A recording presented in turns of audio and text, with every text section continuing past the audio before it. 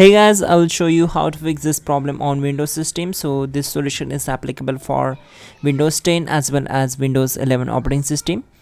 What you have to do is just follow my screen and don't miss any steps. Let's fix this issue together. So first of all, just go to search bar and type here cmd, then right click here and select run as administrator. Once we are here, we need to execute some commands.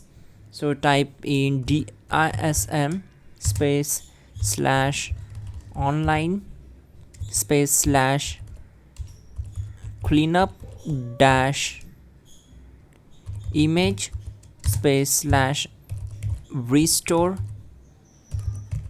health and hit enter.